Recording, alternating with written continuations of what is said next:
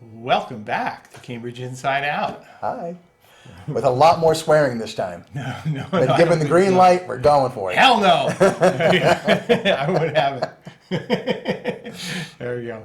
Now, actually, just want to say relatively quickly, since because let's not talk courthouse, let's not talk overlay anymore, right? But the thing is that again, as a resident of a relatively small mixed-use business A1 district, that's what I live, which is I like it to be sort of modest scale, Yeah. But the thing is that with all this big talks of about either on the overlay stuff or giganto this that and the other thing, there's actually just a lot of just sort of revisitation of the city generally. Whether it's in the individual squares, some of the other business districts, either in East Cambridge or elsewhere or whatever. So I know you seem to get called upon these days. You have now a pretty good success record for zoning legislation. Yep. In the city. And so you're sort of a go-to guy now. Sometimes I get called from different groups or whatnot to do different things. Oftentimes I say, no, leave me alone.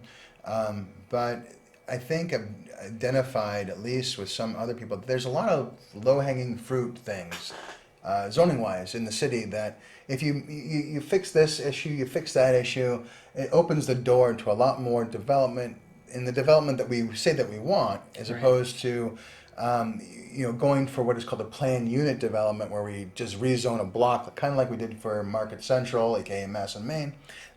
Mass and Main is such a better name. So It is such a better just name. rolls off the tongue. I'm going to keep calling it that. Just like we always, when they changed the Fleet, was it the Fleet Center? Yeah. Everybody still called it the Boston Garden. Well, it's like the Tweeter Center. It's Great Woods. I mean, I don't. Yeah. Oh, yeah. Sorry. Yeah. A little bit of a segue there, but so for instance, like in Harvard Square is a real tough nut to crack because their zoning map is just a gigantic mess. I think, the opportunity to build housing there without adding height, there is no opportunity to do that. So like if you can't add height to Harvard Square, you can't build housing. But Harvard Square is like a lot of actually Central Square too have these sort of little missing teeth. There are places where are artificially low but surrounded by larger, where you could actually put height in and it wouldn't really hurt. So I think you can put density in there. I think the one good thing about the affordable overlay, I know we're going to talk about, is this idea that we can sort of separate FAR from height. Right? They're two different things, and they need to be looked at as two different things. So there are ways to add infill development to Harvard Square, not a lot of it, but stuff that add to the vibrancy, add some more people, put some more bodies in the street, and help all those local businesses that people say that they love, but secretly never go to, and give them some support. In places like Central Square, I have always been of the mind that height here is an absolute must. Come on. So if you want to build, if you think that a single-story building next to a T-stop is something we should celebrate, I have nothing for you. I agree with So, but at the same time, with the zoning changes that we have done in Central Square, it's enough for an existing 2-story, 3-story building, like my property where I'm currently building a hotel. I'm not building residential because I can't go up. If I could go up, you get residential because we don't have time for economics 101, but there's a reason for it. It's not just that I'm evil, but I am also evil. I completely agree. Thank you. Just like in this Webster Street into Union Square area, Soon to be a Green Line hub. soon to be a Green Line hub, you have developers there who are building 35-foot tall residential structures that look like ski lodges, which makes absolutely no sense. It's total missed opportunity, and you really ought to be thinking about height in that area. And there's precedent for it, but the only obstacle really to all of this stuff is someone needs to go and write it, push it forward into the council, and start talking about it. I think you're going to see a lot of that coming from me real soon. Well, and I have to say that that's a lot better than what the alternative sometimes is, which is to do nothing and then wait for a big property owner, Right. with a lot of pension funds aggregated to come in, and then they're the ones who they then propose the zoning change Well, because you failed to do it. In Central Square, we spent 15 million years, study. If the Fennell family didn't sell their property, we would have declining, nothing. We would have exactly. absolutely nothing. That's right. I think the problem is we always go for this like Hail Mary, long bomb, got to get it in the end zone every single time style of zoning reform, and I don't know why, like, the definition of bumping into the same thing over and over again without, changing course, but like, why not just do it incrementally? Everyone seems to be very comfortable with incremental. That's where I've had the most success, because I can explain it to people in terms that is not like I don't speak planner. And oftentimes when you go and you talk to someone who is a planner, they speak in this vernacular that either one, they feel like you're being insulted by them, or two, that just like you're just way over the top. You're like, no idea what you're talking about. And it seems as if, and a lot of times, that before you are asked the question, or you ask the question, that these people actually know what the answer is, and they're trying to guide you to a particular outcome.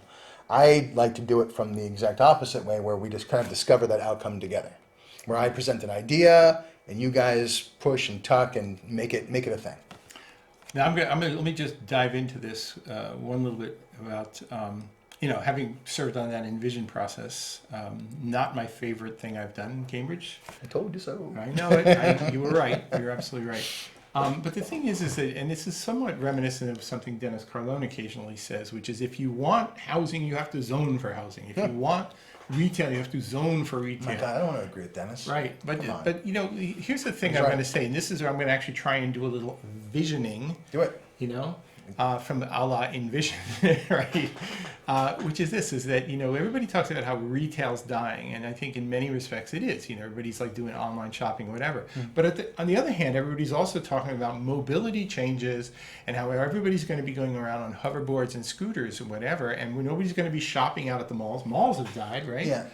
And the thing is that there's a part of me actually thinks that, though we can't quite envision what it's going to shape out like, there will be a future where retail centers and just places where people go to hang out and buy stuff and it's going to I want to push back a little bit on the death of retail, because I think it was premature. I agree too. And I think the death of malls is also premature. Right. I think malls themselves are being They're being redeveloped and turned. Either they're adding residential to them, or they're adding office spaces to them, and it makes all the sense in the world. And the best part about malls is the infrastructure is at a high commercial rate, and they've got the infrastructure to handle all the residential stuff. So the bones of these malls are almost ideal for development, because they've done. Yeah, exactly. Yeah. It's just like a plug and play situation where, like the Galleria, I think is a good example of, a great idea a million years ago, but now needs to be reinvented. At the time, the Galleria. There's a petition to reinvent the Cambridge Side Galleria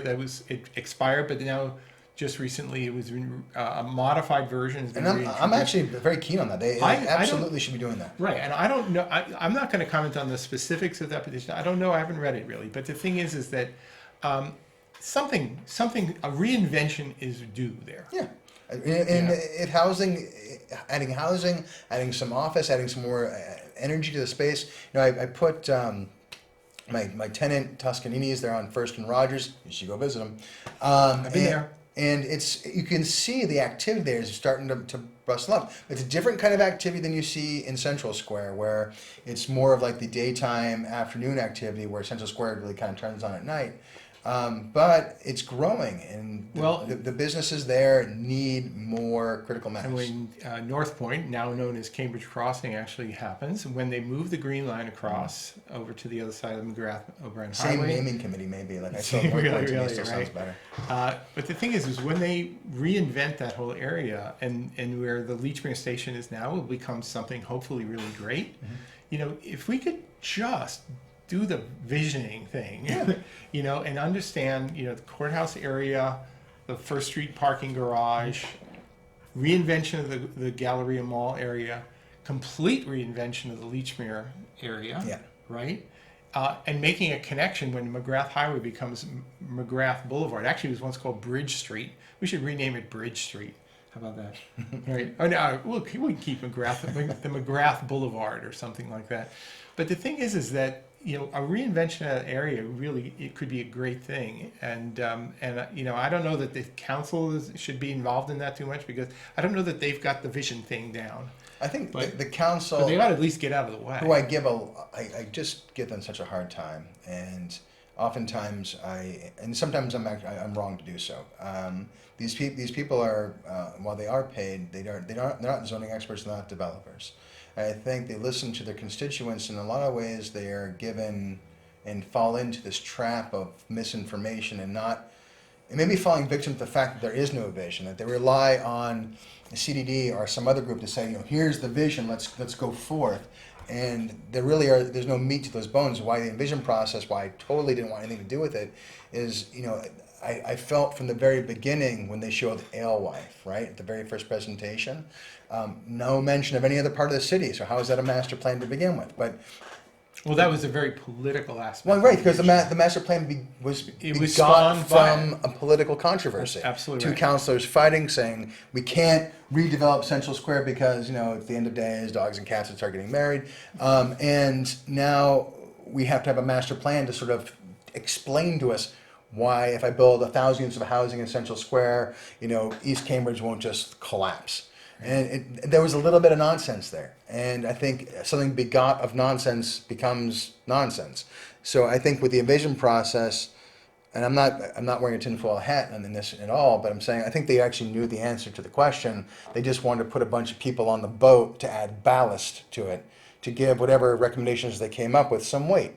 To say that, well, Robert Winters was on this committee and he says affordable housing is fantastic, right? And that's, when C2 was done, it was the same thing. Yeah, we actually, all of us wrote a letter and we added it to the process saying, these guys have some ideas, we had our own, this is what we actually agreed to. By the way, I think affordability in housing is great and is essential. I just think that the way they are going about it is dead wrong. Yep, I agree. Completely dead wrong. I mean, and when you can have a housing working group who not one time talked about housing generally, but only talked about subsidized housing, I think you already kind of missed the boat. I mean, and again, I've often said to people that I feel like sort of Jane Goodall amongst liberals, sort of watching what you guys do. And there's this behavior pattern that I've noticed where when a topic becomes uncomfortable, you guys tend to not want to address it directly. And with affordable housing, there seems to be this notion that we can't, I don't think I've ever heard a councillor say market rate housing in Sullivan Chamber. They say luxury housing. They say luxury housing, which is, you can see it across the street here. It says luxury housing. I know. Because That's a marketing ploy. That's because all it is. I think if they wrote, okay, kind of crap housing, but it's really expensive, you wouldn't want to, it would sound less appealing. Right. But the focus is not on the actual outcome. You're looking at it in terms of, well, I don't want this kind of developer to make any money. These kind of developers are really good because they work for a nonprofit, and nonprofit means no one makes money. So, as my friend Glenn Kuchar always said, the originator of the original Cambridge InsideOut, it's all about control. Yeah, it's true. Always about It's true. control. But then the narrative is a little too uncomfortable. I mean, like when we talk about Central Square and the social issues in Central Square, everyone sort of runs for a desk to hide underneath. And I'm kind of looking around going, well, how can we plan for Central Square not talk about this? Right. In the same way when we talk about the divide in education in Cambridge. And I remember saying to a few counselors, you got to start look at the kindergarten and preschool level. They're running on dual track, so there's always going to be a gap, because if you're breaking these kids up in certain ways that you say you don't want to, but jar, you should probably stop doing that. Right. But again, I don't want. Maybe we should get a committee, or we should put a blue ribbon on it or a red ribbon. So let's a little pivot now.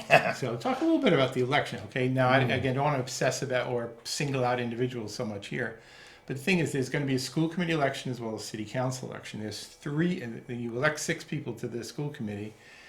Did I hold up the right number of fingers? There we go. All right, and there are 3 people who are not running, so they're actually 3. Well, as I pointed out to Judy, I said we have 6 vacancies. Uh-huh. But there are 3 incumbents who would like to take those seats back as well. So there's going to be some new faces. The big question to me is not are we going to see new faces? We may see 3 or 4 new faces on the school committee. The question is, are the individuals going to be behaving and acting differently, stepping it up a little bit? That's my biggest problem with it. Every not election, just infighting. they all just seem the same. Every counselor kind of says the same thing. Every candidate says the Yeah, same thing. yeah. It's one of the most infuriating things. I mean, I'm putting together candidate pages, and then please, folks, here, people send me materials, and I love it when they do it. And I post them up on the candidate pages.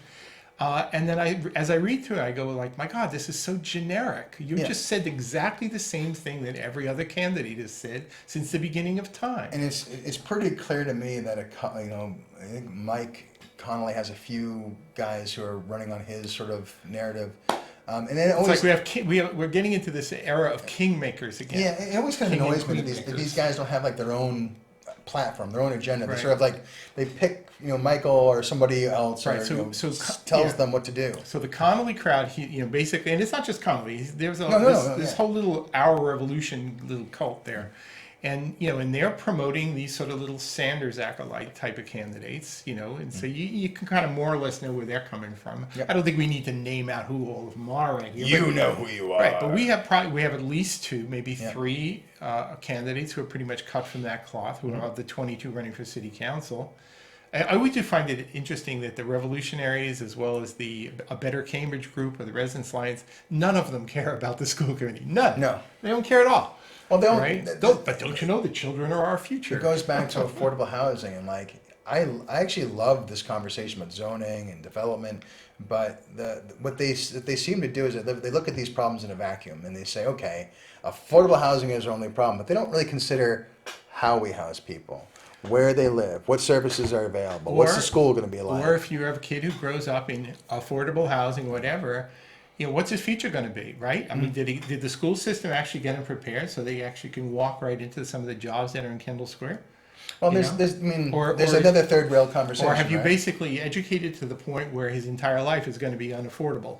Well, there's my problem as far as like just understanding the ideology behind it, because affordable housing, in my opinion, I thought was made an emergent, to help people get on their feet, to make it more equitable. Ideally. And that the idea was that you would not be living in affordable housing forever, that you'd eventually buy a home. Unless you're an elderly person, in which case, this is what we do to help our elderly friends. That, what I just said there, was probably the most controversial thing ever said in Cambridge ever. In terms of you talk to counselors about this, or council hopefuls, they get a little squeamish about it. You don't really, which makes it hard for me to either support anybody, because I don't understand what the goal is. If the goal is everyone should have a house, we should house absolutely everybody, then we're going about it the wrong way, because we need to build. I mean, how many people are on the planet? A couple billion. We need a lot. Actually, the best way to do that is annexation. Or just take all of our property. I mean, there's some of the socialist candidates, like I know for a fact, if it was a possibility to take my house, they would do it in a kick heartbeat. me out of it, they would absolutely do it in a heartbeat. Oh yeah. No, so we do have that little contingent. Yeah. But it's like I don't know how this whole thing is going to shape up. But as I say, and certainly of the 22 candidates who are running for city council, not all of them are going to be getting the blessings of the various little political action groups now. Well, But right now some it of them seems are. divided between affordable housing overlay or no affordable housing overlay. That seems to be maybe one distinguishing point. Yeah, but that's going to be really interesting, because I think I talked about this last week, is that so some years ago this Cambridge Residents Alliance came into existence. I think they always yell at me when I say this, but it grew as out of like this Essex Street neighbors group, right? And then It's like Life of Brian, the People's Right. Popular Front. And then they pushed this petition to literally downzone, if you can believe that, downzone Central Square. the Yanow petition. Yeah, the Yanow petition. And I was, sort of like, I often refer to it as they wanted to downzone Central Square to farmland, right? It was a parking lot. It was basically a parking lot petition. Yeah, the permanent parking petition, right? And so, for all the best of reasons, the ABC group, which didn't even have a name at the time, but honestly, they were just we don't like the Residents Alliance crowd, came into existence. Yeah, there's a lot of transit-oriented development people amongst them. But the thing is now with this overlay business behind them, it's like I actually do have a very difficult time. I think there's going to be an interesting dilemma, to whatever degree these power brokers, because that's what they are, they want to form slates and then elect their guys and say, you're our guys, you owe us, you gotta do what we want now. That's not going to be such an easy thing. I mean, what defines the Residents Alliance now? They would kind of keep the density low, Right. But the thing is, they're now gung ho for at least. Well, I think some of them are gung ho. I mean, I see. I think they may be splitting. I think there is some divide amongst what their opinion is. Like, I remember when the affordable overlay was first explain to people there were other schemes involved. There was something called the super inclusionary scheme and something called the environmental scheme, which added density bonuses for doing certain things. Right. But And I will say that on the Envision Cambridge Advisory Committee, the other two proposals were actually reasonably well received. The overlay was the one that was not well received. the super inclusionary, and in my opinion, is probably the best out of all of them because it builds off an existing program Yeah. that we know that works, and it creates density bonuses for the type of development that we want to see, especially in, so again, go back to Central Square or Kendall Square or the places where there are soft sites, which I think is the biggest missing component of the affordable overlay discussion, is that where are the actual soft sites in the city for development? They're not in West Cambridge, That's in right. case you were wondering. Yeah. As much as we'd love to watch them squirm and say, oh my God, those people are coming to live with me. And I did say those people because I don't even know what New Englanders think about affordable housing, but you guys are a little bit tight in the pants about I have that. to say, Dennis Carlone, when this thing was first coming before them, he said it's all about the soft sites. God damn it, I'm agreeing with him again? I know. Oh, this is terrible. I'm getting old. So if you think, if you're Tim Toomey and you think, oh, we're going to stick it to the folks in West Cambridge. No, you're not, Timmy. You're going to be sticking it to the folks at East Cambridge. Hate to break it to you. Yeah, but so why not look at the, we're going back to zoning again. I'm sorry, it's the nature of the beast, but look at the places where we can already do it. If you have a top-down mentality, you can see how this place should be built, and it's incremental. And over time, in over 100 years, West Cambridge will be developed more, but it's not going to happen tomorrow. And to think that it will, with a flick of the light switch, is crazy. But back to the candidates. Back to the candidates, indeed. So I don't know how, at some point, because if you've got money, right, and these groups are now all raising money because they want to actually be able to basically sell a slate of Do you candidates. donate to counselors? I haven't. You have done it in the past. I have noticed that you have not this. I have. I have this so far. One counselor and an incumbent. I really like Counselor Mallon. I think that she's been great for Central Square. And I think there's actually two other counselors who've really been good for Central Square, is Mark McGovern and Denise Simmons. But I am essentially, I've always been, even when I'm in Harvard Square and they're asking me to help them Harvard Square, I always say I don't care about Harvard Square. I'm Central Square through and through. And I'm always going to support counselors who support Central Square. Was that an endorsement? Sounded like one. I have a different point of view. I'll just leave it at that. Yeah. I Thank mean, you so much. I have my differences with all of them. I mean, Right. I'm a conservative, used to be a Republican. Well, I'm obviously going to have political differences with people here. Well, let me express the point of view that I have about this is that, even though those of us who kind of follow this stuff pretty closely, you can have this sort of mistaken belief that somehow everybody in the city, if 22,000 people or more come out and vote, that somehow 20,000 of those 22,000 people are going to be all well informed. And in fact, that's exactly the opposite of truth. So what's going to typically happen if you have big citywide mailings of power brokers is they're going to basically send out these broadsides telling people what to think and saying, these are the blessed candidates, and then the other group will say, these are the blessed candidates. And I'm actually getting a little worried that basically we're going to be turning an election based on false propaganda from various interest One groups. thing that I noticed on your website this year that I never noticed before is the introduction of several PACs. And that to me it's is a very growing discerning. concern. It is a real growing concern. And it's almost like we've decided to go full crazy in terms of trying to mimic national politics. And now we've got, the ABC has an action pack. That I really hate that. I just think that's terrible. The Cambridge Residents Alliance, do they have a pact as well? They actually, in the beginning of this, in July, they actually started one. I think it's called something like Democracy for Cambridge or something like that. And then there's the Bicyclist Pact. And And then so I was they- like, and then what they the did heck? that, right. I mean, they raised money just sort of to do some pamphleting or whatever, and I don't know whether they're going to be real players this time around. I know, but this is small town politics, and I think it's wrong to put these kinds of groups together. If there was actually real civic organizations that were actually working year round, actually thinking broadly about the whole city, like youth opportunities, jobs programs, connecting people who are growing up in some of the housing projects to actual jobs, actually really thinking through, making the connections like we did a few years ago when we talked about STEM and STEAM and all that jive, about, what is it like for a kid growing up in here, a real comprehensive view, but honestly, when was the last time any of these interest groups ever talked about things like actual infrastructure, Well, water, sewer, Stephen Cohen from the planning board electricals. said one of the most coherent things I've ever heard come out of anybody in the planning board and Sullivan Chamber anywhere. He was talking about the affordable overlay, but that's not the context in which I'm taking his quote. In terms of advocates, will always advocate for their issue. And I think you have to rely on you have to put people in a position of the council position or even on the planning board position who understand that they need to adjudicate and balance these opposing interests. It can't be one candidate with blinders on focusing on one issue. And I think amongst the 9, it's been affordable housing, affordable housing, affordable housing. I would love to hear a candidate talk about how we're going to bring equity into our schools, how we're going to create safety in Central Square and in Kendall Right. Square and Harvard Square. There are other issues in the city. They're Right. important ones, and they seem to go completely ignored. It's gone. And honestly, it would help if we actually had a real civic organization or 2 or 3 in the city. We have little itsy bitsy things, but in the political context, when you get around municipal election time, we have no civic organizations. The People's Popular Front of Cambridge Action Pack. Right. Now, I want you to prove me wrong, really. That's my challenge here to everybody. Prove me wrong. You prove to me that there's an actual civic organization that cares about anything other than one issue in this city, and I'll give you $1. $1? $2. Make it $2. All right? Ooh, that sounds nice. I like the sound of that. And the thing is, and until such time as I'm not going to pay any attention to your Does that recommendations. mean I can make my who own should vote for. pack right now that does all the things you're asking for and I get my $2? I'll give you the $2. Woo! Easy money. Yeah, right? Easy money. But it's a problem, honestly, and if you want to see a little bit of evidence, just look at the fact you have, was it 11 candidates running for school committee.